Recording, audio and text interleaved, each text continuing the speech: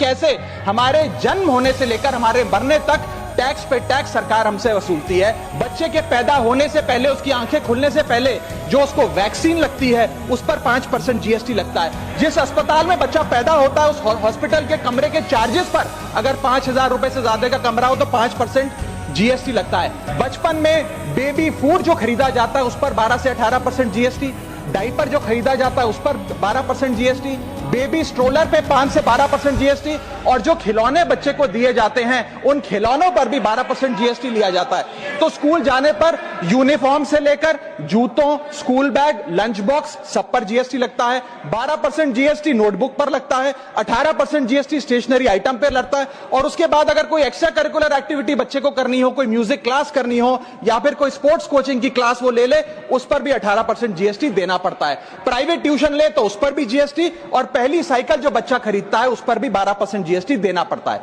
इस दौर में इंसान गाड़ी खरीदता है, घर बनाता है, जब गाड़ी खरीदता है तो जीएसटी देता है, रोड टैक्स भरता है, व्हीकल इंश्योरेंस पर जीएसटी भरता है, और जब गाड़ी लेकर शोरूम से निकलता है तो पेट्रोल डीजल पर वैट, सेस और एक्साइज ड्यूटी के नाम पर पैसा भरता है। जब सड़क पर गाड़ी चलाता है तो टोल टैक्स भरता है। और इस बीच शादी तो रह ही गई, फिर इंसान शादी करता है, इस बीच तो बैंक्वेट हॉल बुक करता है, उस बैंक्वेट हॉल की बुकिंग पे टैक्स भरता है। शामियाना, खाना, केटरिंग सर्विसेज लेता है, उस पर जीएसटी भरता है। ज्वेलरी खरीदता है, उस पर जीएसटी भरता है।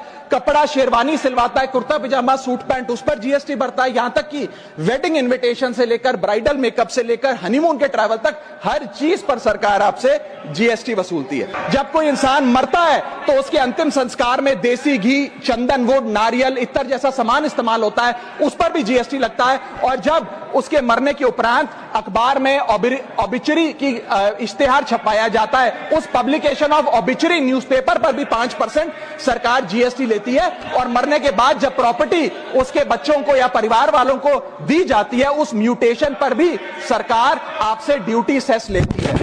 यह है life cycle of taxation model. लेकिन मैडम, सबसे जरूरी बात यह है कि इतना टैक्स देने के बाद सरकारें हमें देती क्या? कौन सी ऐसी हाई क्वालिटी सर्विस है जो फ्री ऑफ कॉस्ट जनता को दी जाती है? क्या हमें quality health care free of cost मिलता है? नहीं मिलता। क्या हमें वर्ल्ड क्लास एजुकेशन मिलती है? नहीं मिलती। क्या हमें फ्री वर्ल्ड क्लास ट्रांसपोर्टेशन मिलता है? नहीं मिलता।